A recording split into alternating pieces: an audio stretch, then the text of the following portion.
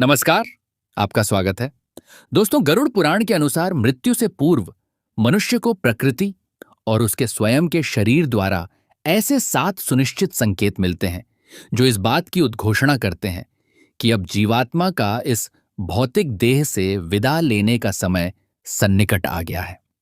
आज इस अत्यंत प्राचीन और आध्यात्मिक कथा के माध्यम से हम यह जानेंगे कि मृत्यु के कौन से 7 गूढ़ संकेत बताए गए हैं। इन संकेतों को भली भांति जानने और समझने के पश्चात मनुष्य को अपने अंतिम समय में क्या करना चाहिए तथा वह किस प्रकार मृत्यु के इस अकारण भय से सर्वदा के लिए मुक्त हो सकता है, इसका अत्यंत तार्किक और दार्शनिक उत्तर भी इस अलौकिक कथा में विस्तार से दिया गया है। यह कथा ज्ञान का एक ऐसा अथाह सागर है जो आपके जीवन के दृष्टिकोण को पूर्णतः परिवर्तित कर सकती है। इसीलिए प्रत्येक मनुष्य को जो जीवन की नश्वरता और आत्मा की अमरता को समझना चाहता है, इस कथा को अंत तक अवश्य सुनना चाहिए। इस आख्यान में आपको ऐसे अनेक जीवन उपयोगी ज्ञान के मोती प्राप्त होंगे जो आपके वर्तमान जीवन को सुखमय, भयरहित और परम शांत बना सकते हैं। तो चलिए प्रभु श्री हरि विष्णु का स्मरण करते हुए इस परम पावन कथा का शुभारंभ करते हैं। अत्यंत प्राचीन काल की बात है। भारतवर्ष के हृदय स्थल मध्य देश की एक अत्यंत सुरम्य और प्राकृतिक सुषमा से परिपूर्ण नगरी में हरिदास नामक एक कुलीन ब्राह्मण निवास करता था। हरिदास का जीवन किसी तपस्वी से कम नहीं था। वह अपनी प्रगाढ़ विष्णु भक्ति, अगाध विद्वता और अत्यंत नेक तथा परोपकारी स्वभाव के कारण न केवल अपने ग्राम में अपितु संपूर्ण मध्य देश में विख्यात था। वेदों और उपनिषदों के श्लोक उसकी जिह्वा पर सदैव नृत्य करते रहते थे। हरिदास भगवान श्री हरि विष्णु का परम भक्त था और नित्य नियम से, पूर्ण श्रद्धा और सात्विक भाव से उनकी पूजा अर्चना किया करता था। प्रभु की असीम कृपा से उसके विशाल गृह में धन धान्य, वैभव और सुख समृद्धि की कोई न्यूनता नहीं थी। उसका परिवार प्रेम, सौहार्द और नित्य उल्लास के वातावरण से भरा हुआ था। जहां एक ओर उसकी पत्नी अत्यंत पतिव्रता और धर्मपरायण थी, वहीं उसकी संतानें भी संस्कारवान और आज्ञाकारी थीं। किंतु संसार का यह अटल नियम है कि जहां भौतिक सुख अपनी पराकाष्ठा पर होते हैं, वहीं कोई न कोई मानसिक संत्रास अपना घर बना ही लेता है। इन समस्त लौकिक सुखों और अपार ऐश्वर्य के बावजूद ब्राह्मण हरिदास के अंतर्मन में एक ऐसा गहन और विकराल भय छिपा हुआ था जिसने उसके सुखी और शांत जीवन को पूर्णतः अंधकारमय बना दिया था। यह भय था मृत्यु का अकारण भय। मृत्यु, जो इस ब्रह्मांड का सबसे बड़ा और अंतिम सत्य है, वही सत्य हरिदास के लिए एक भयंकर दुस्वप्न बन चुका था। वह हर पल, हर क्षण केवल मृत्यु के ही विषय में विचार करता रहता। दिन के प्रकाश में तो वह स्वयं को किसी प्रकार सांसारिक कार्यों में व्यस्त रखकर इस विचार से दूर रखता, परंतु रात्रि का अंधकार उसके लिए एक भयंकर विभीषिका लेकर आता। रात को जब संपूर्ण चराचर जगत निद्रा की गोद में विश्राम कर रहा होता और उसके गृह के सभी सदस्य गहरी नींद में सो जाते, तब हरिदास अकेला अपनी शैया पर बैठकर बेचैन हो उठता। उसका मन झंझावात में फंसी एक जर्जर नौका के समान डोलने लगता। वह सोचता कि उसकी इस असामयिक मृत्यु के पश्चात उसके इस प्रिय परिवार का क्या होगा। उसकी यह अपार संपत्ति, उसके सगे संबंधी, उसके आत्मीय जन और उसका यह बलिष्ठ शरीर जिसका उसने इतने जतन से पालन पोषण किया है, यह सब एक दिन अग्नि की भेंट चढ़कर भस्म हो जाएगा। पंचमहाभूतों से निर्मित यह देह एक दिन पुनः मिट्टी, जल, वायु, आकाश और अग्नि में विलीन हो जाएगी। उसका यह अज्ञान जनित भय दिन प्रतिदिन एक भयंकर व्याधि की भांति बढ़ता ही गया। उसे रातों को नींद आनी बंद हो गई। स्वादिष्ट 56 भोगों का स्वाद भी उसे फीका और नीरस लगने लगा और उसका मन किसी भी सांसारिक या आध्यात्मिक कार्य में नहीं लगता था। जीवन की वह अलौकिक शांति और परम आनंद जो कभी उसकी पहचान हुआ करते थे, अब पूर्णतः समाप्त हो गए थे। उपनिषदों में वर्णित काल का जो अमूर्त रूप है, वह अब उसे साक्षात अपने सम्मुख खड़ा प्रतीत होता था। आखिरकार इस असहनीय मानसिक यंत्रणा से त्रस्त होकर एक दिन हरिदास ने इस भयंकर भय से सदा के लिए छुटकारा पाने का एक दृढ़ निर्णय लिया। उसने अपने अंतर्मन में गहराई से विचार किया और सोचा, मुझे मृत्यु का यह गहन रहस्य किसी भी मूल्य पर जानना ही होगा। अज्ञान ही समस्त भयों की जननी है। यदि मैं शास्त्रों और ज्ञानियों के माध्यम से यह समझ सकूं कि मृत्यु के आगमन से पूर्व मनुष्य को प्रकृति और उसके शरीर द्वारा क्या-क्या पूर्व संकेत मिलते हैं, तो शायद मैं इस अज्ञात भय के पाश से मुक्त हो सकता हूं। इसी वैराग्यपूर्ण और जिज्ञासु विचार के साथ एक अंधियारी रात्रि में हरिदास ने अपने सोते हुए परिवार, अपनी अतुलनीय संपत्ति और अपने उस वैभवशाली गृह को पीछे छोड़ दिया और ज्ञान की पिपासा लिए नगर नगर, ग्राम ग्राम भटकने लगा। वह जो भी साधु, सन्यासी, महात्मा या वेद पाठी ब्राह्मण उसे मिलता, वह अत्यंत विनम्रतापूर्वक अपने दोनों हाथ जोड़कर उनसे केवल एक ही प्रश्न पूछता। हरिदास अत्यंत आकुलता से कहता, हे परम ज्ञानी महात्मा, कृपा कर मेरे एक संशय का निवारण करें। मृत्यु, जो कि अटल है, उसके आने से पूर्व मनुष्य को कौन कौन से स्पष्ट संकेत मिलते हैं? शरीर और आत्मा के विलग होने से पूर्व प्रकृति मनुष्य को कैसे सावधान करती है? लेकिन दुर्भाग्यवश उसे कहीं से भी अपने इस गूढ़ प्रश्न का कोई संतोषजनक और स्पष्ट उत्तर प्राप्त नहीं हुआ। सत्य की खोज में निरंतर भटकते भटकते, अनेक रथों का ताप और शीत सहते हुए एक दिन हरिदास एक अत्यंत घने, दुर्गम और भयावह अरण्य, जंगल के द्वार पर पहुंच गया। यह जंगल सामान्य वनों के सदृश नहीं था। यह देखने में ही अत्यंत विकराल प्रतीत हो रहा था। इस कांतार के चारों ओर केवल ऊंचे ऊंचे गगनचुंबी वृक्ष थे, जिनकी सघन शाखाओं ने सूर्य के प्रकाश को भी धरती तक पहुंचने से रोक रखा था। वहां कंटीली झाड़ियां, अभेद्य लताएं और जंगली पक्षियों की अत्यंत अजीब और रहस्यमयी आवाजें वातावरण को और भी अधिक भयावह बना रही थीं। हिंसक पशुओं की गर्जना से हृदय कांप उठता था। परंतु ज्ञान की अग्नि में तप रहा हरिदास निर्भय होकर उस वन में चलता रहा। चलते चलते कांतार के मध्य भाग में उसे एक अत्यंत रमणीय स्थान पर एक प्राचीन आश्रम दिखाई दिया, जो नैमिषारण्य के किसी पवित्र तपोवन के समान प्रतीत हो रहा था। यह कोई साधारण आश्रम नहीं था। इस भयावह जंगल के बीच भी इस आश्रम के बाहर एक अलौकिक और दिव्य शांति फैली हुई थी। हिंसक पशु भी वहां आकर अपना नैसर्गिक बैर भूल जाते थे। आश्रम के भीतर से सामवेद के रचाओं का सुमधुर सस्वर, पाठ और शंख की पवित्र ध्वनि वातावरण को गुंजायमान कर रही थी। उस आश्रम में जो साधु निवास करते थे, वे महर्षि वाचस्पति थे। वे अत्यंत तेजस्वी, शांत और ध्यानमग्न प्रतीत हो रहे थे। महर्षि वाचस्पति के मुखमंडल पर ब्रह्मचर्य और तपस्या की वह अलौकिक दिव्यता चमक रही थी, जिसे देखकर ऐसा प्रतीत होता था मानो साक्षात ज्ञान के देवता बृहस्पति ही पृथ्वी पर अवतीर्ण हुए हों। उनके मस्तक पर भस्म का त्रिपुंड और गले में रुद्राक्ष की माला सुशोभित थी। हरिदास ने अत्यंत श्रद्धा और भक्तिभाव से उस पवित्र आश्रम में प्रवेश किया। उसने अपने दोनों घुटने भूमि पर टेके और महर्षि वाचस्पति के श्रीचरणों में साष्टांग दंडवत प्रणाम किया। उठने के पश्चात उसने अपने दोनों हाथ जोड़कर अत्यंत विनम्र और गदगद कंठ से कहा, हे परम आदरणीय साधु महात्मा, मैं संसार के त्रिविध तापों से संतप्त होकर एक अत्यंत गंभीर समस्या लेकर आपके श्री चरणों में आया हूं। कृपा कर मेरी इस मानसिक यंत्रणा से मेरी रक्षा कीजिए। महर्षि वाचस्पति ने अपने करुणापूरित और शांत नेत्रों से उस थके हारे ब्राह्मण की ओर देखा और अत्यंत मधुर तथा शांत स्वर में उत्तर दिया, हे विप्रवर, तुम्हारे मुख पर कुलीनता और विद्वता का तेज है। तुम मुझे अपनी व्यथा बताओ। तुम्हारी समस्या क्या है?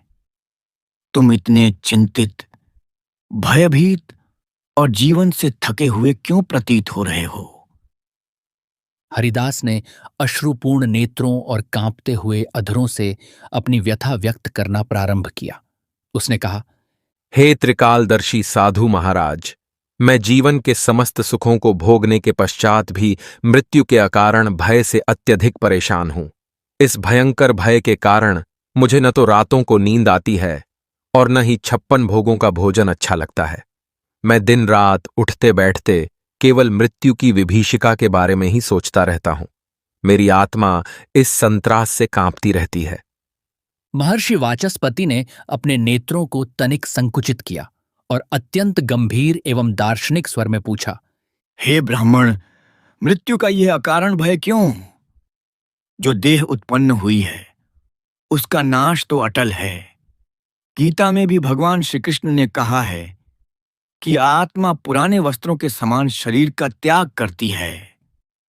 तो फिर क्या तुम यह जानना चाहते हो कि तुम्हारी मृत्यु कब होगी और किस प्रकार होगी?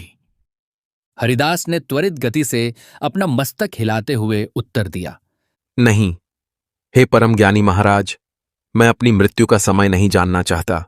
मैं तो केवल यह जानना चाहता हूं कि जब मृत्यु निकट आती है तो मनुष्य को उससे पूर्व कौन कौन से शारीरिक और प्राकृतिक संकेत मिलते हैं। मैं उन रहस्यमयी संकेतों को समझना चाहता हूं ताकि मैं अपने इस अज्ञान जनित भय से सदा के लिए मुक्त हो सकूं। महर्षि वाचस्पति ने एक रहस्यमयी मुस्कान के साथ कहा, हे कुलीन ब्राह्मण, मृत्यु का यह परम रहस्य किसी पोथी को पढ़ने मात्र से समझ में नहीं आता। इस रहस्य को साक्षात अनुभूत करने के लिए तुम्हें इस भयावह जंगल के और भी अधिक गहराई वाले भाग में प्रविष्ट होना होगा। साधु ने अपने हाथ से घने वन की ओर संकेत करते हुए आगे कहा, इस रहस्यमयी जंगल में तुम्हें जो भी विचित्र पशु पक्षी या प्रकृति का कोई विशेष स्वरूप दृष्टिगोचर हो, तुम निर्भय होकर उनसे मृत्यु के विषय में अपने प्रश्न पूछना। वे सभी दिव्य प्राणी तुम्हें मृत्यु से पहले मिलने वाले उन 7 पूर्व संकेतों के बारे में विस्तार से बताएंगे। लेकिन एक बात का सदैव स्मरण रखना। हरिदास ने ध्यानमग्न होकर पूछा। क्या स्मरण रखना है गुरुदेव? साधु ने गंभीरता से उत्तर दिया, वे प्राणी तुम्हें सीधे सीधे उत्तर नहीं देंगे। वे तुम्हारी प्रज्ञा और विवेक की परीक्षा लेने हेतु तुमसे पहले एक पहेली पूछेंगे। यदि तुम अपनी कुशाग्र बुद्धि से उनकी पहेली का सत्य और सटीक उत्तर दे सकोगे, केवल और केवल तभी वे तुम्हारे समक्ष मृत्यु का एक नया संकेत उद्घाटित करेंगे। हरिदास का मुखमंडल आशा की एक नई किरण से दीप्त हो उठा। उसने साधु की बात सुनकर उन्हें पुनः साष्टांग प्रणाम किया और पूर्ण आत्मविश्वास के साथ कहा, ठीक है, हे परम पूज्य साधु महाराज, अगर इस कठिन परीक्षा से मुझे मेरे अज्ञान का निवारण करने वाले प्रश्नों का उत्तर प्राप्त होता है तो मैं अपने प्राणों की चिंता किए बिना अवश्य इस भयंकर वन के गर्भ में जाऊंगा। साधु वाचस्पति ने अपना दायां हाथ हरिदास के मस्तक पर रखा और उसे अपना आशीर्वाद देते हुए कहा, जाओ विप्रवर, ईश्वर तुम्हारा मार्ग प्रशस्त करें। और यह सदैव ध्यान रखना कि तुम्हारी यह कठिन यात्रा तुम्हारे लिए केवल मृत्यु का ही नहीं, बल्कि जीवन का भी एक ऐसा परम सत्य उजागर करेगी जो तुम्हें साक्षात मोक्ष के द्वार तक ले जाएगा। महर्षि का वह ऊर्जावान आशीर्वाद प्राप्त कर हरिदास उनके निर्देशानुसार उस भयावह जंगल के सबसे सघन भाग की ओर चल पड़ा। वह जंगल अब और भी अधिक विकराल और भयानक रूप धारण कर चुका था। मार्ग में बड़े बड़े और प्राचीन पेड़ थे जिनकी विशाल शाखाएं मानो आकाश को भेदने का प्रयास कर रही थीं, और वे चारों ओर एक अभेद्य दीवार की भांति फैले हुए थे।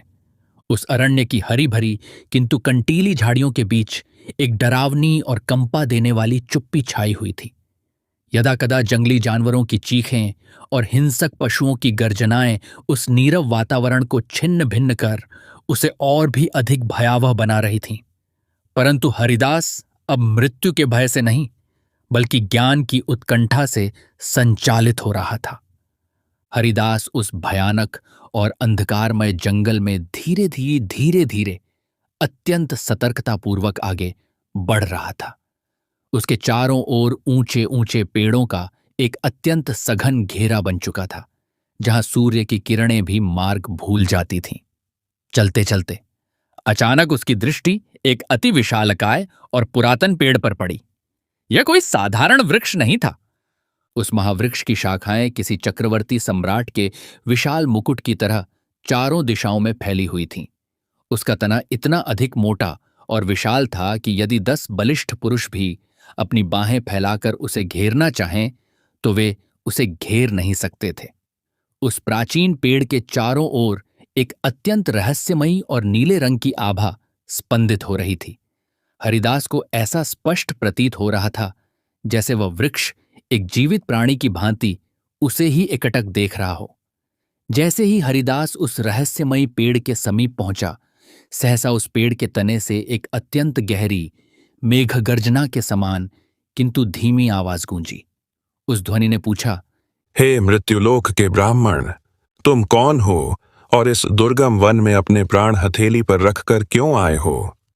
हरिदास ने अपने दोनों हाथ जोड़कर अत्यंत विनम्रता और श्रद्धा के साथ कहा, हे वनों के राजा महावृक्ष, मैं एक साधारण मानव हूं और मृत्यु के परम रहस्य को जानने की उत्कंठा लिए यहां आया हूं। मुझे यह जानना है कि मृत्यु के आगमन से पहले मनुष्य को प्रकृति और देह द्वारा कौन कौन से पूर्व संकेत मिलते हैं। क्या आप अपने अगाध ज्ञान से मेरी सहायता कर सकते हैं? हरिदास के इतना कहते ही उस रहस्यमयी पेड़ ने धीरे धीरे अपना असली और चमत्कारिक रूप धारण करना प्रारंभ किया। उस महावृक्ष के विशाल तने पर एक मानवीय मुख प्रकट हुआ। उसकी आंखें गर्त के समान गहरी थीं और उसका मुख मनुष्यों की भांति स्पष्ट दिखाई देने लगा। उस महावृक्ष का वह अद्भुत, अलौकिक और किंचित डरावना रूप देखकर हरिदास एक क्षण के लिए भयभीत हो गया और आंखें फाड़कर उस वृक्ष की ओर घूरने लगा। तभी उस मानवीकृत पेड़ ने अपनी आवाज को और भी अधिक गंभीर और गुंजायमान करते हुए कहा, हे ज्ञान पिपासु ब्राह्मण, मैं तुम्हारी जिज्ञासा शांत कर तुम्हारी सहायता अवश्य कर सकता हूं, लेकिन महर्षि के नियमानुसार पहले तुम्हें मेरी एक दार्शनिक पहेली का सटीक उत्तर देना होगा।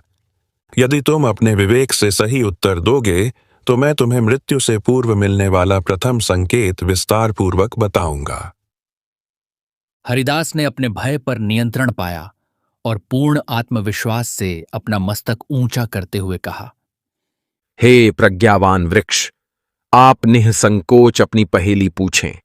मैं अपनी अल्प बुद्धि के अनुसार उसका उत्तर देने की पूरी कोशिश करूंगा। पेड़ ने कुछ क्षणों के लिए संपूर्ण जंगल में चुप्पी साध ली, मानो वह प्रकृति के तत्वों को आमंत्रित कर रहा हो। तत्पश्चात उसने अपनी पहेली पूछी, हे ब्राह्मण, मुझे बताओ, वह कौन है जो बिना पंखों के अनंत आकाश में उड़ता है, बिना पैरों के सर्वत्र चलता है और बिना जिह्वा के अपने होने का आभास देते हुए बोलता है? यह पहेली सुनकर हरिदास कुछ देर के लिए गहन विचार में डूब गया। उसने सृष्टि के विभिन्न तत्वों और पंचमहाभूतों का स्मरण किया।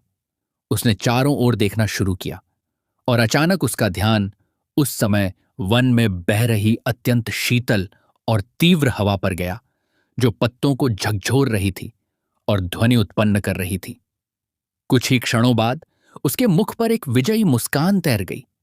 उसने अत्यंत प्रसन्नता से उत्तर दिया, हे महावृक्ष, आपकी इस गूढ़ पहेली का उत्तर तो वायु है। वायु के पंख नहीं होते, फिर भी वह उड़ती है। उसके पैर नहीं होते, फिर भी वह गतिमान है। और जिह्वा न होने पर भी हवा की सरसराहट स्पष्ट रूप से बोलती है। यह सटीक उत्तर सुनकर वह विशाल पेड़ अचानक जोर से हंस पड़ा। उसकी वह गंभीर हंसी संपूर्ण जंगल में गूंज उठी। उसने अत्यंत प्रसन्न होकर कहा, तुमने अपनी प्रज्ञा का अद्भुत प्रमाण दिया है, हे ब्राह्मण। तुम्हारा उत्तर पूर्णतः सत्य है। अब अपने हृदय के कपाट खोलो और सुनो। महावृक्ष ने गरुड़ पुराण का ज्ञान देते हुए कहा, मृत्यु का पहला संकेत यह है कि जब व्यक्ति के शरीर की संचित ऊर्जा अकारण ही क्षीण होने लगे और वह बिना कोई श्रम किए भी हर समय अत्यधिक थकान और शिथिलता महसूस करे, तो समझ लेना चाहिए कि मृत्यु अब निकट है। शरीर का यह निस्तेज हो जाना इस बात का पूर्व संकेत है कि देह में व्याप्त प्राणवायु अब अपना स्थान छोड़ने की तैयारी कर रही है। यह संकेत मनुष्य को आत्मिक और शारीरिक रूप से सावधान करने के लिए होता है, ताकि वह मोह त्याग कर ईश्वर का ध्यान कर सके। हरिदास ने इस अनमोल ज्ञान के लिए उस महावृक्ष को साष्टांग प्रणाम किया और अत्यंत कृतज्ञ भाव से कहा, हे वनों के अधिपति महावृक्ष, मैं आपके इस दिव्य ज्ञान के लिए हृदय की अनंत गहराइयों से आपका आभारी हूं। आपने मेरे अज्ञान का निवारण किया और मुझे मृत्यु के पहले संकेत के बारे में बताया। मैं इसे अपने स्मृति पटल पर सदैव अंकित रखूंगा। पेड़ ने अत्यंत शांत और आशीर्वाद भरे स्वर में कहा, जाओ विप्रवर, अब और आगे बढ़ो। तुम्हें मार्ग में अभी और भी कई रहस्यमयी संकेत मिलेंगे। सदैव याद रखना, जीवन और मृत्यु कोई अलग अलग विधाएं नहीं हैं। ये तो एक ही शाश्वत चक्र के दो पहिए हैं। इसी चक्र को समझना ही तुम्हारे मनुष्य जीवन का परम उद्देश्य है। हरिदास ने एक बार पुनः पेड़ का धन्यवाद किया और अपनी ज्ञान यात्रा पर आगे निकल पड़ा। उसके मन में अब मृत्यु का भय कम और यह उत्सुकता अधिक थी कि वह आने वाले अन्य संकेतों को जाने और प्रकृति के रहस्यों को समझे। हरिदास उस भयावह जंगल में बोलने वाले पेड़ से पहला संकेत जानने के बाद और अधिक गहराई में आगे बढ़ा। जैसे जैसे वह आगे बढ़ रहा था, रास्ता और अधिक भयावह, दुर्गम और चुनौतीपूर्ण होता जा रहा था। पुराने पेड़ों की कंटीली शाखाएं आपस में इस तरह उलझी हुई थीं मानो कोई जाल बिछा हो, और आसपास की झाड़ियों से अजीब अजीब और कंपा देने वाली आवाजें आ रही थीं। चलते चलते अचानक उसकी पैनी नजर एक अत्यंत विशाल और खूंखार गिद्ध पर पड़ी। वह गिद्ध जटायु और संपाति के समान एक विशाल सूखे पेड़ की सबसे ऊंची डाल पर बैठा हुआ था। उस खगपति गिद्ध का आकार किसी साधारण पक्षी से कई गुना वृहत और डरावना था। उसकी लाल आंखें दहकते हुए अंगारों की तरह चमक रही थीं, मानो वह भूत, भविष्य और वर्तमान सब कुछ देख सकता हो। उसकी तीक्ष्ण चोंच और फौलादी पंख इतने तेजस्वी और विकराल थे कि एक क्षण के लिए हरिदास को अपनी रीढ़ में भय की सिहरन का अनुभव हुआ। लेकिन उसने अपने ज्ञान के साहस को बटोरा और दोनों हाथ जोड़कर उस गिद्धराज को दूर से ही प्रणाम किया। जैसे ही हरिदास उस सूखे वृक्ष के पास पहुंचा, उस गिद्धराज ने अपने विशाल पंख फड़फड़ाए और एक अत्यंत गहरी, कर्कश और तीखी आवाज में पूछा, हे मृत्युलोक के क्षुद्र मनुष्य, तुम कौन हो और अपने प्राणों की बाजी लगाकर इस घने और अभेद्य जंगल में क्या कर रहे हो? हरिदास ने तनिक भी विचलित हुए बिना हाथ जोड़कर अत्यंत विनम्रता से कहा, हे आकाश के स्वामी गिद्धराज, मैं मध्य देश का एक साधारण ब्राह्मण हूं। मैं मृत्यु के परम रहस्य को जानने और समझने के लिए भटक रहा हूं। मुझे मृत्यु से पूर्व मनुष्य को मिलने वाले प्राकृतिक संकेतों के बारे में जानने की प्रबल जिज्ञासा है। कृपया अपने असीम ज्ञान से मेरी सहायता करें। गिद्धराज ने अपने फौलादी पंखों को पूरी तरह फैलाते हुए एक अट्टहास किया और कहा, हे मानव, मैं तुम्हारी जिज्ञासा शांत कर तुम्हारी सहायता अवश्य कर सकता हूं, लेकिन हमारी परंपरा के अनुसार उसके लिए तुम्हें पहले मेरी एक गूढ़ पहेली का सटीक उत्तर देना होगा। यदि तुम अपनी बुद्धि से सही उत्तर खोज लोगे तो मैं तुम्हें मृत्यु से पूर्व मिलने वाला दूसरा और अत्यंत महत्वपूर्ण संकेत बताऊंगा। हरिदास ने अपना मस्तक झुकाकर कहा, हे महाज्ञानी गिद्धराज, आप निसंकोच अपनी पहेली पूछें। मैं उसे सुलझाने की अपनी पूरी कोशिश करूंगा। गिद्ध ने अपनी अत्यंत तीव्र और भेदक दृष्टि हरिदास के नेत्रों पर टिकाते हुए पूछा, हे मनुष्य, मुझे उस वस्तु का नाम बताओ। क्या है वह चीज जो पैदा होने के साथ ही हर पल, हर क्षण निरंतर घटती रहती है? उसका क्षरण निश्चित है, लेकिन संपूर्ण ब्रह्मांड में वह कभी भी पूर्णतः समाप्त नहीं होती। यह दार्शनिक प्रश्न सुनकर हरिदास थोड़ी देर के लिए गहन विचार में निमग्न हो गया। उसने अपनी अब तक की यात्रा, बदलते हुए समय और जन्म मरण के शाश्वत चक्र के बारे में चिंतन किया।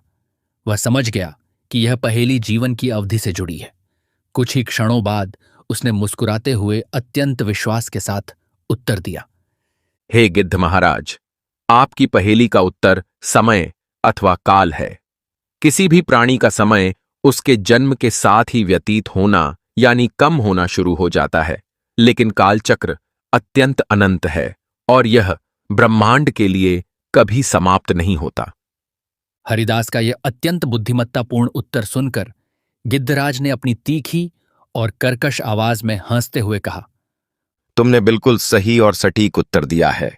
हे ज्ञानी ब्राह्मण, तुम्हारी प्रज्ञा वास्तव में विलक्षण है। अब एकाग्र चित्त होकर सुनो।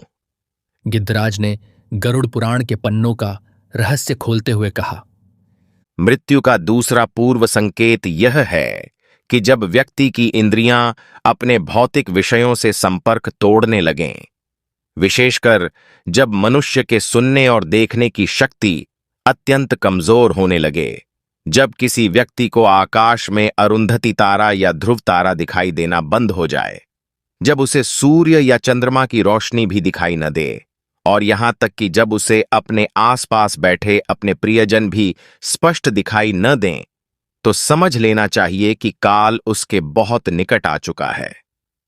यह इंद्रियों के समेटने का प्राकृतिक संकेत है।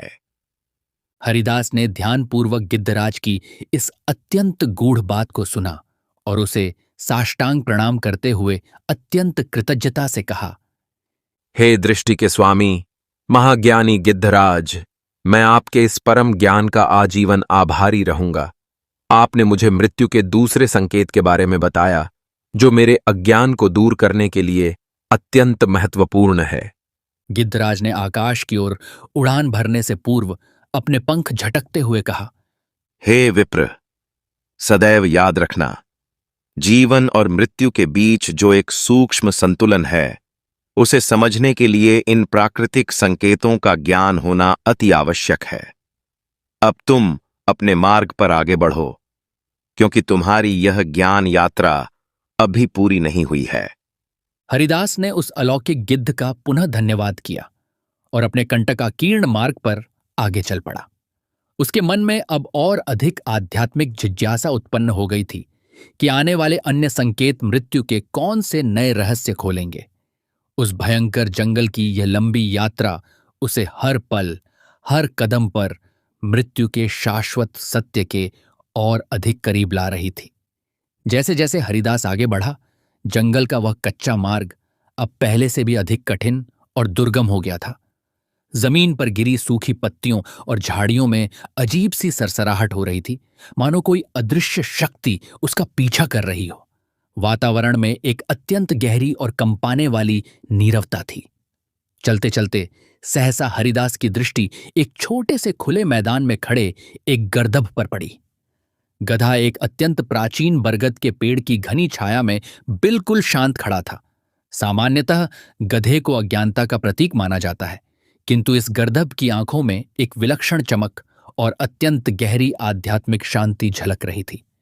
हालांकि गधा बाहर से बिल्कुल शांत प्रतीत हो रहा था, लेकिन जैसे ही उसने हरिदास को अपनी ओर आते देखा, वह स्पष्ट मानवी भाषा में बोल उठा, हे तेजस्वी ब्राह्मण, तुम इस भयंकर स्थान पर क्यों आए हो और इस दुर्गम जंगल की खाक छानकर क्या खोज रहे हो? गर्दभ की यह अलौकिक वाणी सुनकर हरिदास ने हाथ जोड़कर उस शांत प्राणी को नमन किया और कहा, हे शांत चित्त और ज्ञानी गर्दभ, मैं मध्य देश का एक साधारण ब्राह्मण हूं। मैं मृत्यु के उन छिपे हुए रहस्यों को जानने के लिए दर दर भटक रहा हूं, जो गरुड़ पुराण में वर्णित हैं। मुझे मृत्यु के आगमन से पहले मिलने वाले पूर्व संकेतों के बारे में जानना है। मैंने वृक्ष और गिद्ध से 2 संकेत प्राप्त कर लिए हैं। क्या आप मेरी सहायता कर मेरा मार्गदर्शन करेंगे? गधे ने अपनी बड़ी बड़ी आंखों को मिचमिचाते हुए और अपने कान हिलाते हुए बड़े ही शांत स्वर में कहा, हे ज्ञान पिपासु, मैं तुम्हारी सहायता अवश्य कर सकता हूं, लेकिन हमारी शर्त के अनुसार तुम्हें पहले मेरी एक मानसिक पहेली का सही उत्तर देना होगा। यदि तुम अपनी बुद्धि से सही उत्तर दोगे तो मैं तुम्हें मृत्यु का तीसरा गूढ़ संकेत बताऊंगा। हरिदास ने बिना किसी विलंब के कहा, आप पूछिए, हे ज्ञानी गधे, मैं अपनी ओर से सटीक उत्तर देने का पूरा प्रयास करूंगा। गधे ने अत्यंत गंभीर और दार्शनिक स्वर में पूछा, ए ब्राह्मण, मुझे उस वस्तु का नाम बताओ। वह क्या है जो भीतर से जितनी अधिक खाली और शून्यता से भरी होती है, मनुष्य को उसका भार उतना ही अधिक भारी महसूस होता है। यह पहेली मनुष्य के मनोविज्ञान से जुड़ी थी। हरिदास ने कुछ क्षण गहराई से अपनी आंखें बंद कर विचार किया। उसने अपने स्वयं के जीवन, अपने उस संत्रास और मृत्यु के उस आधारहीन भय के अनुभवों के बारे में सोचा जिसने उसे घर छोड़ने पर विवश कर दिया था। फिर उसने मुस्कुराते हुए एक गहरी श्वास लेकर उत्तर दिया, हे ज्ञानी प्राणी, वह वस्तु कोई और नहीं बल्कि मनुष्य की चिंता है। चिंता वास्तव में शून्यता है, उसका कोई भौतिक अस्तित्व नहीं है। लेकिन यह चिंता मनुष्य के मन में जितनी अधिक होती है, उसका मस्तिष्क और हृदय उतना ही भारीपन महसूस करता है, भले ही वह असल में कुछ न हो। गधा हरिदास के इस मनोवैज्ञानिक उत्तर से अत्यंत प्रसन्न हुआ। उसने अपने सिर को हिलाते हुए और रेंकते हुए बोला, अद्भुत और बिल्कुल सही उत्तर। तुम्हारी प्रज्ञा अत्यंत कुशाग्र है। अब ध्यान से सुनो, मृत्यु का तीसरा पूर्व संकेत क्या है? गधे ने समझाते हुए कहा, जब व्यक्ति का शरीर बुढ़ापे के चरम पर पहुंच जाए, उसके सिर के बाल पूर्णतः सफेद होने लगे, उसके दांत गिरने लगे और उसकी त्वचा की कांति छिन जाए तथा उस पर झुर्रियां पड़ने लगे, तो यह प्रकृति का स्पष्ट संकेत है कि मृत्यु अब धीरे धीरे उसके करीब आ रही है। यह मानव शरीर के भौतिक क्षय का प्रारंभ है, जो अंततः पंच महाभूतों के विलय और मृत्यु की ओर ले जाता है। ऐसे समय में मनुष्य को चिंता का भारीपन त्याग कर ईश्वर की शरण लेनी चाहिए। हरिदास ने गधे की इस दार्शनिक व्याख्या को सुनकर उसे साष्टांग प्रणाम करते हुए कहा, हे ज्ञानी और शांत गर्दभ, मैं आपके इस अमूल्य ज्ञान का हृदय की गहराइयों से आभारी हूं। आपने मुझे मृत्यु के तीसरे प्राकृतिक संकेत के बारे में बताया, जो मेरे लिए बहुत मूल्यवान और आंखें खोलने वाला है। गधे ने अपनी आंखें मूंदते हुए शांत स्वर में कहा, हे ब्राह्मण, अब तुम यहां से प्रस्थान करो। तुम्हारी यह ज्ञान खोज की यात्रा अभी समाप्त नहीं हुई है। इन प्राकृतिक संकेतों का ज्ञान तुम्हें भविष्य में जीवन और मृत्यु के परम सत्य को समझने और स्वीकार करने में अत्यधिक मदद करेगा। हरिदास ने गधे को बारंबार धन्यवाद दिया और अत्यंत ऊर्जावान होकर आगे बढ़ गया। वह पहले से कहीं अधिक उत्सुक, निर्भय और चिंतनशील हो चुका था। वन में प्राप्त होने वाला हर एक संकेत उसे मृत्यु के अटल सत्य और जीवन के वास्तविक उद्देश्य के और अधिक निकट ला रहा था। हरिदास अब उस रहस्यमयी जंगल के सबसे गहरे और अंधकारमय हिस्से में प्रवेश कर चुका था। चारों ओर का माहौल अब और भी अधिक भयावह और दमघोंटू होता जा रहा था। विशालकाय पेड़ों की सघनता के कारण दिन के समय भी वहां घोर अंधकार ने अपना डेरा जमा लिया था। निशाचर पक्षियों और जंगली खूंखार जानवरों की डरावनी आवाजें उस वातावरण को अत्यधिक रहस्यमय और भयावह बना रही थीं। कुछ दूरी तय करने के बाद सहसा हरिदास की दृष्टि एक विशाल चट्टान पर पड़ी। उस चट्टान के पास पीली और काली धारियों वाला एक अत्यंत विशाल और भयंकर बाघ व्याघ्र खड़ा था। बाघ की लाल पीली आंखें अंधकार में चमक रही थीं और मानो वे हरिदास की आत्मा को भेद रही थीं। उस भयंकर बाघ की एक भारी गुर्राहट ने संपूर्ण जंगल की नीरवता को भंग कर दिया। सामने साक्षात मृत्यु के समान उस हिंसक वनराज को देखकर हरिदास का दिल एक पल के लिए जोर से धड़कने लगा और शरीर में पसीना छूटने लगा। लेकिन उसने अपने ज्ञान और महर्षि के आशीर्वाद का स्मरण कर खुद को अत्यंत साहसी दिखाते हुए बाघ के समक्ष दोनों हाथ जोड़कर प्रणाम किया। बाघ ने अपने विशाल पंजों से चट्टान को खुरचते हुए और गुर्राते हुए पूछा, हे मृत्युलोक के निर्बल मनुष्य, तुम मेरी मांद के पास यहाँ क्या कर रहे हो और अपनी जान जोखिम में डालकर इस भयंकर जंगल में क्यों भटक रहे हो? हरिदास ने डरते डरते किंतु अपने स्वर को स्पष्ट रखते हुए कहा, हे इस विशाल जंगल के राजा व्याघ्र, मैं मृत्यु के उन छिपे हुए रहस्यों को जानने के लिए यहां तक आया हूं। मुझे गरुड़ पुराण के अनुसार मृत्यु से पहले मिलने वाले पूर्व संकेतों की जानकारी चाहिए। मैंने 3 संकेत प्राप्त कर लिए हैं। कृपया अपने ज्ञान से मेरी सहायता करें। बाघ ने अपने विशाल और नुकीले पंजों को जमीन पर पटकते हुए एक खूंखार हंसी के साथ कहा, हे ब्राह्मण, मैं तुम्हें मृत्यु का एक अत्यंत महत्वपूर्ण संकेत अवश्य बता सकता हूं, लेकिन मेरी परंपरा है कि पहले तुम्हें मेरी एक गूढ़ पहेली का सटीक उत्तर देना होगा। यदि तुम अपनी बुद्धि से उत्तर सही दोगे तो मैं तुम्हें मृत्यु का चौथा संकेत बताऊंगा, अन्यथा तुम मेरा आहार बनोगे। हरिदास ने अपना सिर झुकाकर विनम्रता से कहा, आप अपनी पहेली पूछें। हे महाबली बाघ, मैं अपनी ओर से सटीक उत्तर देने की पूरी कोशिश करूंगा।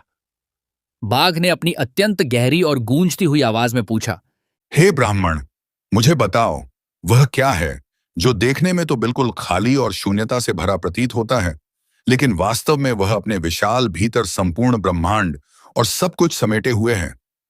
हरिदास ने बाघ की इस ब्रह्मांडीय पहेली को सुनकर कुछ पल के लिए अपनी आंखें बंद कर लीं। उसे अपनी ज्ञान यात्रा के अनुभव और मृत्यु के संकेतों की पिछली सीख याद आई। उसने पंचमहाभूतों पृथ्वी, जल, अग्नि, वायु, आकाश पर विचार किया। फिर उसने पूर्ण आत्मविश्वास से अपनी आंखें खोलकर कहा, हे वनराज, आपकी इस गूढ़ पहेली का उत्तर आकाश अथवा व्योम है। आकाश को हम अपनी दृष्टि से बिल्कुल खाली और शून्य के रूप में देखते हैं, लेकिन वास्तव में यह आकाश ही है जो अपने विशाल गर्भ में पूरी सृष्टि, वायु, अनगिनत बादल, प्रज्वलित सूरज, शीतल चांद और असंख्य तारे समेटे हुए हैं। हरिदास का यह अचूक और दार्शनिक उत्तर सुनकर बाघ ने अपनी भयंकर गुर्राहट रोक दी। उसके खूंखार चेहरे पर एक धीमी और रहस्यमयी हंसी तैर गई। उसने कहा, तुमने बिल्कुल सही और सटीक उत्तर दिया है।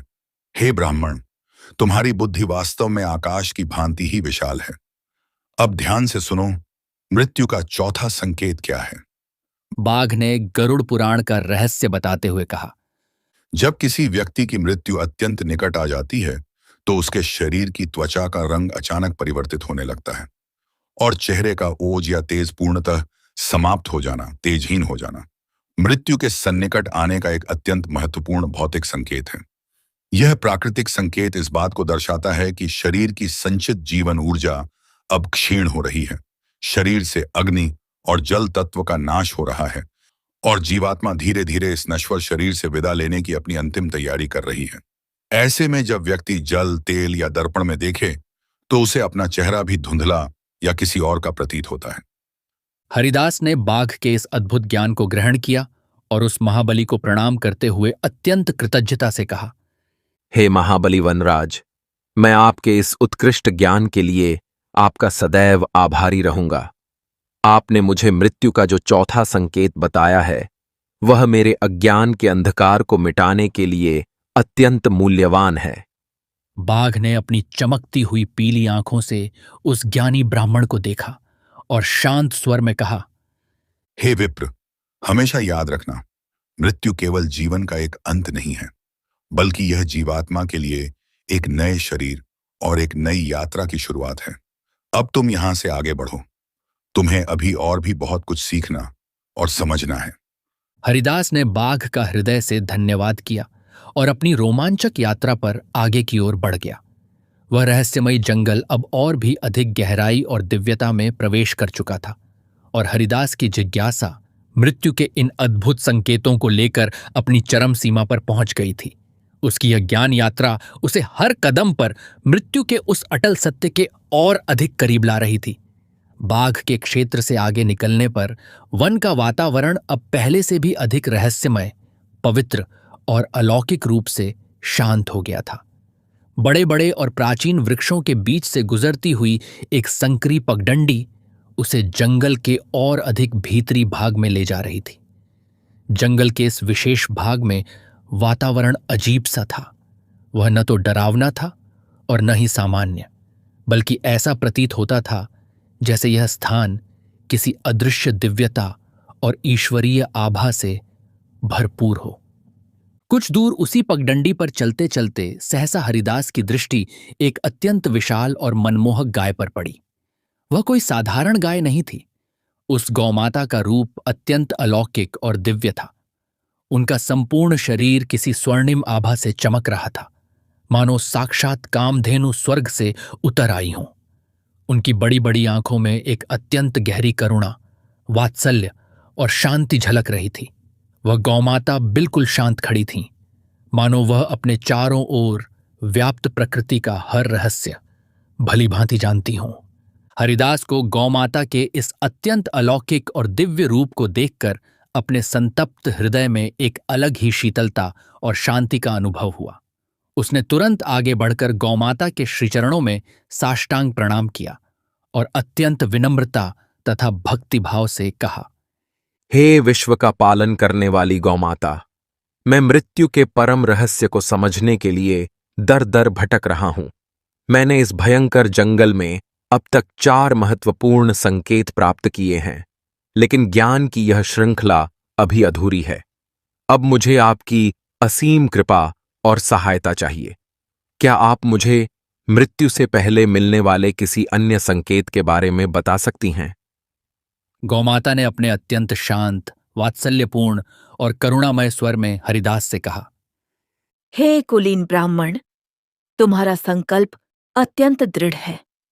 मैं तुम्हारी ज्ञान पिपासा को शांत करने में तुम्हारी सहायता अवश्य करूंगी, लेकिन मेरी परंपरा के अनुसार पहले तुम्हें मेरी एक अत्यंत गूढ़ पहेली का सटीक उत्तर देना होगा। यदि तुम अपनी प्रज्ञा से सही उत्तर दोगे तो मैं तुम्हें मृत्यु का 5वां संकेत बताऊंगी। हरिदास ने तुरंत हाथ जोड़कर श्रद्धा से कहा, आप निसंकोच अपनी पहेली पूछें। हे करुणामयी गौमाता, मैं अपनी बुद्धि के अनुसार उसका सही उत्तर देने की पूरी कोशिश करूंगा।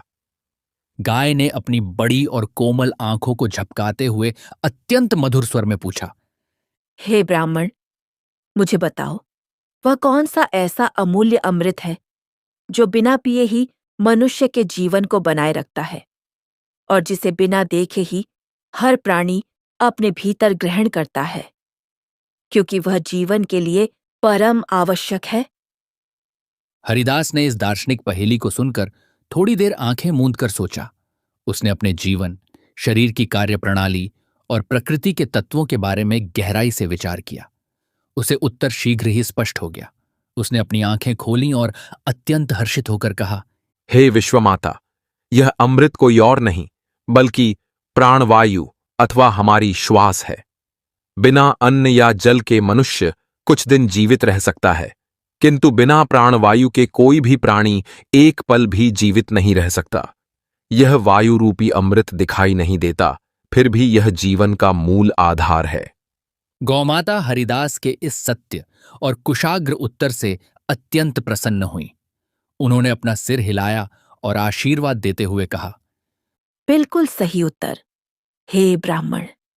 तुम्हारी प्रज्ञा, बुद्धि और एकाग्रता वास्तव में प्रशंसनीय है। अब एकाग्र होकर सुनो, मृत्यु का 5वां प्राकृतिक संकेत क्या है? गौमाता ने ज्ञान की वर्षा करते हुए कहा, जब किसी व्यक्ति का अंत समय निकट आ जाता है तो उसका शरीर अन्न और भोजन के प्रति पूर्णतः उदासीन हो जाता है। वह व्यक्ति 56 भोगों में भी खाने का कोई स्वाद नहीं ले पाता और उसे अन्न ग्रहण करने में अत्यंत कष्ट होने लगता है।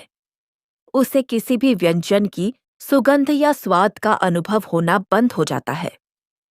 यह प्रकृति का संकेत है कि अब उस व्यक्ति का अन्नमय कोश क्षीण हो रहा है और यह शरीर तथा आत्मा के अंतिम पृथक्करण, अलग होने का प्रारंभ है।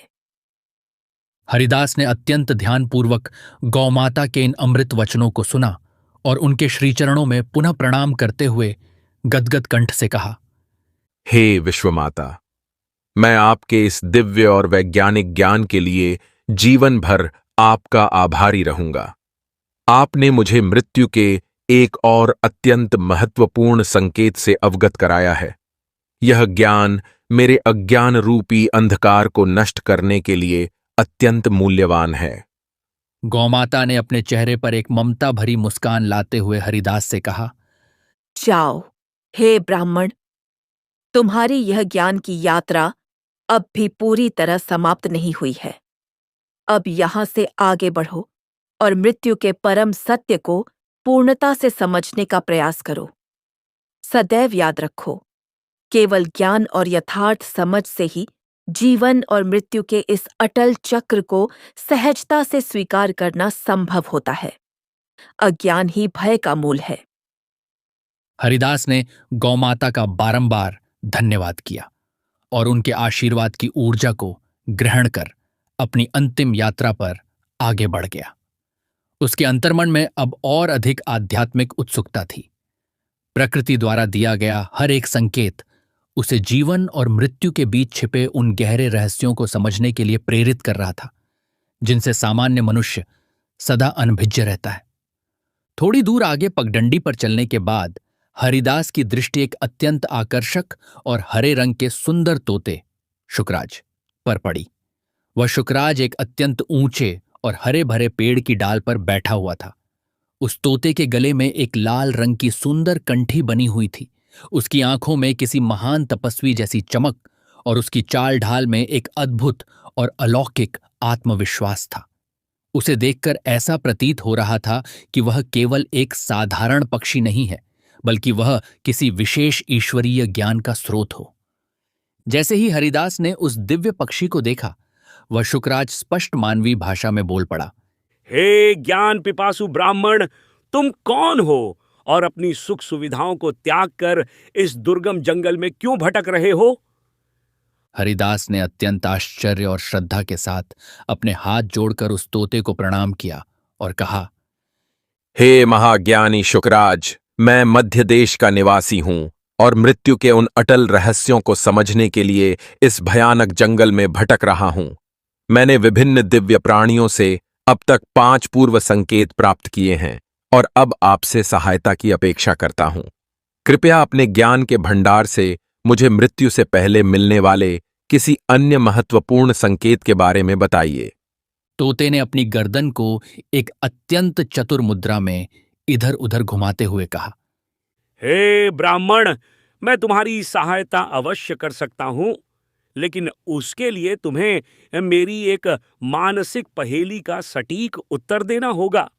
यदि तुम अपनी बुद्धि से सही उत्तर दोगे तो मैं तुम्हें मृत्यु का छठा गूढ़ संकेत बताऊंगा।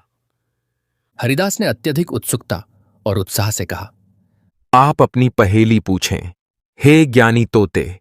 मैं अपनी बुद्धि के अनुसार उसका सही उत्तर देने का पूर्ण प्रयास करूंगा। तोते ने अपने मधुर किंतु तीव्र स्वर में पूछा, हे ब्राह्मण, मुझे बताओ, वह कौन सी ऐसी चीज है जो हर समय सदैव दूसरों की नकल करती है, उनके अनुसार अपना आकार बदलती है, लेकिन जिसका खुद का कोई मौलिक अस्तित्व या पहचान कभी नहीं होती? हरिदास ने इस रोचक पहेली पर कुछ पल के लिए विचार किया। तभी उसकी दृष्टि सूर्य के प्रकाश के कारण पेड़ों के नीचे फैली हुई परछाई पर पड़ी। उसका मन उल्लास से भर गया और उसने मुस्कुराते हुए तुरंत उत्तर दिया, हे प्रज्ञावान शुकराज, वह वस्तु छाया अथवा परछाई है। छाया हमेशा व्यक्ति या वस्तु की हूबहू नकल करती है, उसी के अनुसार चलती है, लेकिन उस परछाई की अपनी कोई स्वतंत्र मौलिक पहचान या शरीर नहीं होता। तोते ने अपनी लाल चोंच से हंसते हुए और अपने पंख फड़फड़ाते हुए कहा, बिल्कुल सही उत्तर। हे ब्राह्मण, मैं तुम्हारी कुशाग्र बुद्धि और त्वरित ज्ञान की प्रशंसा करता हूं।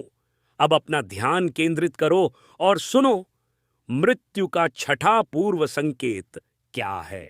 तोते ने गरुड़ पुराण के प्रेत कल्प का रहस्य बताते हुए कहा, मृत्यु का छठा प्राकृतिक संकेत यह है कि जब किसी व्यक्ति को सोते समय अत्यंत भयंकर, डरावने और विचित्र दुःस्वप्न आने लगें और वह रातों की गहरी और शांत नींद बिल्कुल न ले पाए। कई बार व्यक्ति को स्वप्न में यमदूत, अजीब सी परछाइयां या अपने मृत पूर्वज पितर दिखाई देने लगते हैं। व्यक्ति को लगता है कि उसके आसपास कोई अदृश्य साया मंडरा रहा है। इसके अतिरिक्त जब व्यक्ति तेल, पानी या दर्पण में देखे और उसे अपनी परछाई, छाया दिखनी बंद हो जाए या बिना सिर के दिखाई दे, तो समझ लो मृत्यु अत्यंत निकट है। ये विचित्र सपने और छाया का लुप्त होना जीवात्मा की चेतना के शरीर से विलग होने के स्पष्ट सूचक हैं। हरिदास ने तोते की इस मनोवैज्ञानिक और आध्यात्मिक व्याख्या को सुना और उसे साष्टांग प्रणाम करते हुए कहा, हे महाज्ञानी तोते, मैं आपके इस अत्यंत गूढ़ और गुप्त ज्ञान के लिए आपका हृदय की गहराइयों से आभारी हूं। आपने मुझे मृत्यु के एक और अत्यंत महत्वपूर्ण और सूक्ष्म संकेत से अवगत कराया है, जो मेरे ज्ञान चक्षु खोलने वाला है। तोते ने वृक्ष की उस ऊंची डाल से उड़ान भरने से पूर्व अपनी पंख फड़फड़ाते हुए कहा, हे ब्राह्मण, सदैव याद रखो, मृत्यु इस जीवन का अंतिम अंत नहीं है, बल्कि यह जीवात्मा की उस अनंत यात्रा का केवल एक और नया चरण है। आत्मा अजर और अमर है। अब तुम यहां से आगे बढ़ो। तुम्हारी ज्ञान की यह खोज अभी पूर्ण रूप से समाप्त नहीं हुई है। हरिदास ने उस अलौकिक शुकराज का बारंबार धन्यवाद किया और अपनी यात्रा उसी पगडंडी पर जारी रखी। उसके मन में अब और अधिक आध्यात्मिक जिज्ञासा उत्पन्न हो चुकी थी। वन में मिला हर नया संकेत उसे मृत्यु के रहस्यों को वैज्ञानिक और आध्यात्मिक रूप से समझने के लिए प्रेरित कर रहा था और उसे आत्मा तथा जीवन के अंतिम सत्य के और करीब ला रहा था। हरिदास का मार्ग अब जंगल के उस हिस्से में प्रवेश कर चुका था जो अब तक का सबसे शांत और रहस्यमय भाग था। पक्षियों की चहचहाहट और जानवरों की आवाजें यहां आकर बिल्कुल शांत और कम हो गई थीं। हवा का वेग भी थम गया था और वातावरण में एक अजीब सी दिव्यता और गंभीरता छाई हुई थी। उस पगडंडी पर चलते चलते उसे आगे एक ऐसा अत्यंत रमणीय स्थान दिखाई दिया जहां सूर्य के प्रकाश की स्वर्णिम किरणें धूप के छोटे छोटे टुकड़ों के रूप में पेड़ों की घनी शाखाओं से छनकर धरती पर गिर रही थीं, मानो प्रकृति ने मोतियों का जाल बिछा दिया हो। उसी शांत, अलौकिक और अत्यंत सुंदर वातावरण के मध्य हरिदास की दृष्टि एक अत्यंत तेजस्वी और स्वर्णिम आभा वाले वनमृग हिरण्य पर पड़ी।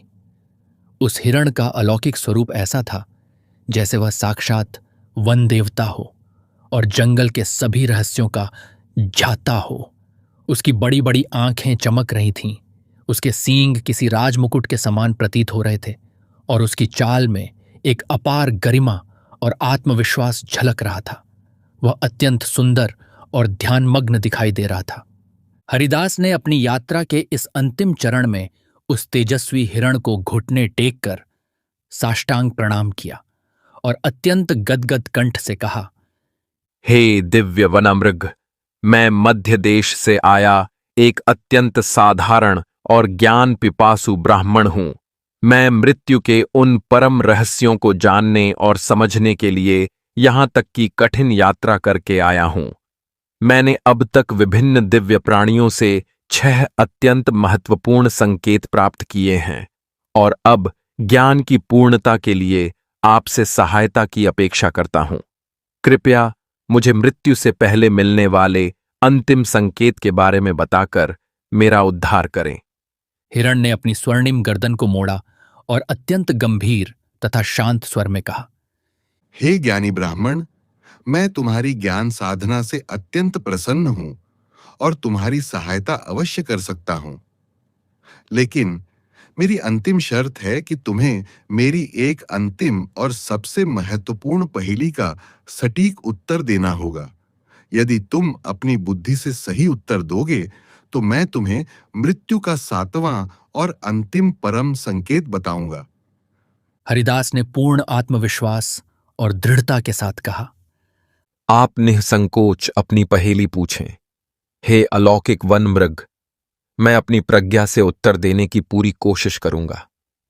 हिरण ने अपनी चमकती हुई और ब्रह्मांड का ज्ञान समेटे आंखों से हरिदास की ओर देखा और अत्यंत मधुर स्वर में पूछा, हे ब्राह्मण, मुझे सोचकर बताओ, वह कौन सी ऐसी चीज है जो जन्म से लेकर बिना किसी रोक टोक के निरंतर चलती ही रहती है, लेकिन जिसका अंतिम अंत इस पृथ्वी पर हर किसी प्राणी के लिए अटल और निश्चित है? हरिदास ने इस दार्शनिक पहेली को सुनकर अपनी आंखें बंद कर लीं और गहराई से सोचा। उसे अपने बचपन से लेकर अब तक की अपनी जीवन यात्रा, अपना वह मृत्यु का निराधार भय और अब तक जंगल में मिले सभी प्राणियों के संकेत याद आए। उसने जीवन के उद्गम और उसके समापन पर कुछ क्षण विचार किया और फिर अपनी आंखें खोलकर पूर्ण आत्मविश्वास से उत्तर दिया, हे अलौकिक मृग, आपकी पहेली का उत्तर स्वयं आयु है। मनुष्य की जीवन यात्रा श्वासों के रूप में हमेशा चलती रहती है, लेकिन एक निश्चित समय के बाद मृत्यु के रूप में इसका अंत हर किसी प्राणी के लिए अटल और निश्चित है। वन मृग हरिदास के इस परम सत्य रूपी उत्तर को सुनकर अत्यंत प्रसन्न हुआ। उसके रोम रोम से एक दिव्य प्रकाश प्रस्फुटित होने लगा। उसने मुस्कुराते हुए कहा, तुमने बिल्कुल सही और सत्य उत्तर दिया है। हे ज्ञानी ब्राह्मण, तुम्हारी यात्रा सफल हुई। अब एकाग्र चित्त होकर सुनो। गरुड़ पुराण में वर्णित मृत्यु का 7वां और अंतिम प्राकृतिक संकेत क्या है? हिरण ने मृत्यु के अंतिम पलों का सजीव वर्णन करते हुए कहा, जब किसी व्यक्ति का अंतिम समय बिल्कुल ही निकट आ जाता है, तो उसके शरीर में विद्यमान पंचमहाभूत पृथ्वी, जल, वायु, अग्नि, आकाश का आपस में विलय होने लगता है। उस समय व्यक्ति की सांसें अत्यंत असामान्य उखड़ने लगती हैं और तेज हो जाती हैं। वह बिना कुछ किए भी अत्यधिक भारी थकावट महसूस करता है। उसकी सुनने और सूंघने, घ्राण की शक्ति पूर्णतः नष्ट हो जाती है। उसे अपने कानों में एक अजीब सी भनभनाहट या गूंज सुनाई देने लगती है, या सब कुछ बिल्कुल सुन्न हो जाता है। उसकी दृष्टि इतनी क्षीण हो जाती है कि उसे अपने आसपास रोते हुए या खड़े हुए अपने सगे संबंधी भी दिखाई नहीं देते हैं। हिरण ने अपनी बात पूरी करते हुए कहा, और सबसे महत्वपूर्ण बात, जीवन भर अच्छे और पुण्य कर्म करने वाले व्यक्ति को अपने अंतिम समय में एक परम दिव्य प्रकाश की अनुभूति होती है, जबकि पापी और दुराचारी व्यक्ति को साक्षात यमराज या भयंकर रूप वाले यमदूत दिखाई देते हैं, जिन्हें देखकर वह कांपने लगता है। यह वह अंतिम और 7वां संकेत है जो बताता है कि भौतिक जीवन का अंत अब आ चुका है। हरिदास ने अत्यंत एकाग्रता से हिरण के इन अमृत वचनों को सुना और उसकी आंखों से ज्ञान के अश्रु छलक पड़े। उसने उस दिव्य वनमृग को बारंबार साष्टांग प्रणाम करते हुए कहा, हे अलौकिक और ज्ञानी वनमृग, मैं आपके इस परम ज्ञान का अपने हृदय से आभारी हूं। आपने मुझे मृत्यु के अंतिम संकेत के बारे में बताया। यह ज्ञान मेरे लिए अत्यंत मूल्यवान है और इसने मेरे भीतर बैठे संतरास को सदा के लिए समाप्त कर दिया है। हिरण ने अत्यंत शांत और आशीर्वाद भरे स्वर में कहा, हे ब्राह्मण, हमेशा याद रखना, मृत्यु केवल एक शारीरिक अंत है। यह आत्मा का अंत नहीं है। आत्मा अमर है। मृत्यु तो केवल आत्मा की एक नई देह की यात्रा का एक नया अध्याय है। अब तुम सत्य को जान चुके हो और अपनी ज्ञान की यात्रा पूरी कर चुके हो। अब यहां से लौट जाओ और इस परम ज्ञान का उपयोग केवल अपने जीवन को सुधारने में नहीं, बल्कि संपूर्ण समाज को दिशा दिखाने में करो। हरिदास ने उस दिव्य हिरण का हृदय से धन्यवाद किया और उसकी अगाध बुद्धिमत्ता की प्रशंसा करते हुए अपनी यह वन यात्रा वहीं समाप्त करने का निर्णय लिया। उन 7 प्राणियों से मृत्यु के 7 पूर्व संकेत भली भांति जानने और समझने के बाद हरिदास ने वापस महर्षि वाचस्पति के उस शांत आश्रम की ओर प्रस्थान किया। वन की इतनी लंबी और कठिन यात्रा के कारण उसका शरीर यद्यपि थका हुआ तो था, लेकिन उसकी आत्मा आज पहली बार ज्ञान और सत्य के परम प्रकाश से पूर्णतः भर चुकी थी। इस भयंकर जंगल का हर एक अनुभव, हर एक प्राणी का दर्शन और उनके द्वारा दिया गया हर एक संकेत उसे भौतिक जीवन की नश्वरता और आत्मा के गहरे रहस्यों के बहुत करीब ले गया था। जब वह चलते चलते पुनः महर्षि वाचस्पति के उस पवित्र आश्रम में पहुंचा तो उसने महर्षि को ध्यान मग्न पाया। उसने उनके श्री चरणों में साष्टांग प्रणाम किया और अत्यंत गदगद कंठ से कहा, हे परम पूज्य गुरुदेव, मैंने आपकी आज्ञा का अक्षरशः पालन किया और उस भयंकर जंगल के प्रत्येक प्राकृतिक संकेत को अपनी प्रज्ञा से समझा। मैंने वन के उन 7 दिव्य प्राणियों, वृक्ष, गिद्ध, गधा, बाघ, गाय, तोता और हिरण की पहेलियों का उत्तर दिया और उनके द्वारा दिए गए 7 पूर्व संकेतों को जाना। कृपया अब मेरे अज्ञान के अंतिम आवरण को हटाएं और मुझे इन समस्त संकेतों का आध्यात्मिक एवं गूढ़ अर्थ समझाइए। महर्षि वाचस्पति ने अपने ध्यान से आंखें खोलीं और हरिदास की ओर अत्यंत शांत, करुणापूर्ण और गंभीर दृष्टि से देखा। हरिदास के मुखमंडल पर अब वह मृत्यु का भय नहीं, बल्कि एक योगी के समान शांत, तेज झलक रहा था। महर्षि ने अपने अमृतमय वचनों से उसे उपदेश देते हुए कहा, हे कुलीन ब्राह्मण, तुम्हारी यह कठिन वन यात्रा केवल मृत्यु के भौतिक स्वरूप को समझने की नहीं थी, बल्कि यह जीवन के वास्तविक उद्देश्य को जानने की एक महान तपस्या थी। जंगल में जो 7 संकेत तुम्हें उन प्राणियों द्वारा मिले हैं, वे प्रकृति के इस परम सत्य को प्रकट करते हैं कि यह भौतिक देह और सांसारिक जीवन पूर्णतः नश्वर है। यह पंचमहाभूतों का पुतला है जो अंततः उन्हीं में विलीन हो जाएगा। जो जन्म लेता है उसका नाश अटल है। साधु ने अत्यंत गंभीर और ज्ञानवर्धक स्वर में आगे कहा, हे ब्राह्मण हरिदास, गरुड़ पुराण के इन संकेतों को जानने का मूल उद्देश्य तुम्हें या किसी भी मानव को डराना नहीं था, बल्कि तुम्हें यह समझाना था कि मृत्यु से व्यर्थ में डरने की कोई आवश्यकता नहीं है। मृत्यु एक अत्यंत प्राकृतिक और अनिवार्य सत्य है। जो व्यक्ति अपने जीवन में हमेशा धर्म, परोपकार, सत्य और भगवान श्री हरि विष्णु की निष्काम भक्ति का पालन करता है, वह न केवल मृत्यु को एक उत्सव के समान सहजता से स्वीकार करता है, बल्कि मृत्यु के बाद उसकी आत्मा को परम शांति और मोक्ष भगवान के गोलोक धाम की प्राप्ति भी होती है।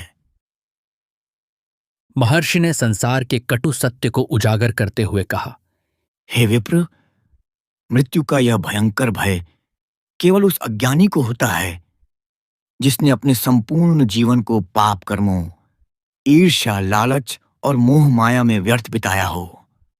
वह संसार की वस्तुओं को अपना मान बैठता है, लेकिन जो एक अच्छा और सात्विक जीवन जीने वाला व्यक्ति होता है, वह मृत्यु को एक डर के रूप में नहीं, बल्कि अपने पुराने वस्त्रों को त्याग कर एक नए शरीर और एक नए प्रारंभ के रूप में देखता है। महर्षि वाचस्पति के इन अद्भुत, अमृतमय और दार्शनिक वचनों को सुनकर हरिदास के हृदय का बचा खुचा अंधकार भी सदा के लिए छिन्न भिन्न हो गया। वह महर्षि के श्रीचरणों में गिरकर रोने लगा और गदगद स्वर में कहा, हे परम आदरणीय गुरुदेव, आपने आज मेरी आत्मा को इस अज्ञान रूपी भयंकर अंधकार और संत्रास से सर्वदा के लिए मुक्त कर दिया है। अब मैं मृत्यु को न केवल सहर्ष स्वीकार करता हूं, बल्कि मैं इसे जीवन के इस सुंदर चक्र का एक अत्यंत आवश्यक और प्राकृतिक हिस्सा मानता हूं। मैं आज आपके समक्ष यह दृढ़ संकल्प लेता हूं कि मैं अपना शेष जीवन केवल धर्म, सत्य, निष्काम कर्म और ईश्वर की भक्ति के मार्ग पर ही व्यतीत करूंगा। महर्षि वाचस्पति ने अत्यंत प्रसन्न होकर अपना हस्तकमल हरिदास के मस्तक पर रखा और उसे अपना पूर्ण आशीर्वाद देते हुए कहा, जाओ हे श्रेष्ठ ब्राह्मण, तुम्हारा कल्याण हो। अब तुम्हारा शेष जीवन परम शांति, आनंद और संतोष से भरा होगा। तुमने जो यह परम ज्ञान और यथार्थ समझ प्राप्त की है, इसे केवल अपने तक सीमित मत रखना। इसे समाज के अन्य लोगों और अज्ञानियों के साथ भी साझा करो, ताकि वे भी मृत्यु के इस व्यर्थ भय से मुक्त हो सकें और अपना जीवन सार्थकता से जी सकें। हरिदास ने महर्षि वाचस्पति को अंतिम बार साष्टांग प्रणाम किया और अपार शांति के साथ अपने घर मध्य देश की नगरी की ओर लौट आया। वह भीतर और बाहर दोनों रूपों में पूरी तरह से बदल चुका था। मृत्यु का वह निराधार भय जो उसे प्रतिदिन एक विषधर नाग की तरह सताता था, अब पूर्णतः समाप्त हो गया था। वह यथार्थ रूप में जान चुका था कि मृत्यु केवल एक प्राकृतिक चरण है और धर्म, सत्य तथा निष्काम भक्ति के मार्ग पर चलकर ही इस मृत्यु को अत्यंत सहजता और आनंद से स्वीकार किया जा सकता है। नगर में वापस आकर अब वह अपने प्रिय परिवार, सगे संबंधियों और समाज के साथ अत्यंत शांति, निडरता और संतोष के साथ अपना जीवन व्यतीत करने लगा।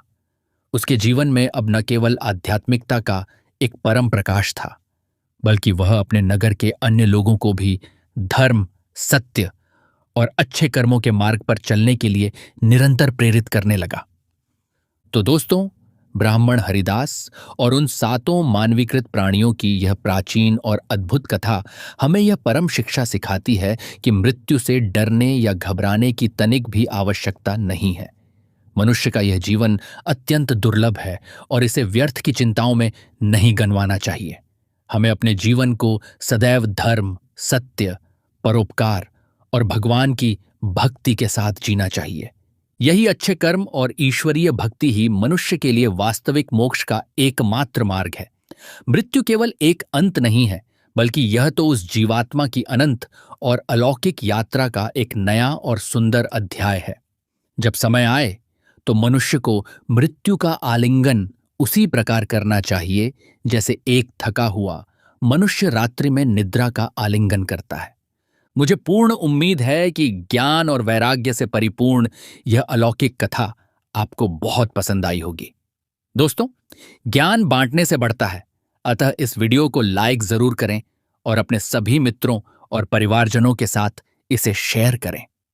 अपने विचार हमें कमेंट में अवश्य बताएं और कमेंट बॉक्स में पूरे भक्तिभाव से जय श्री कृष्ण अवश्य लिखें। भगवान श्री कृष्ण आप सभी का कल्याण करें। ऐसी ही अन्य ज्ञानवर्धक, पौराणिक और जीवनोपयोगी कथाओं को सुनने के लिए हमारे इस चैनल को सब्सक्राइब करना न भूलें। आप सभी श्रोताओं का यह कथा सुनने के लिए हृदय से बहुत बहुत धन्यवाद। जय श्री कृष्ण।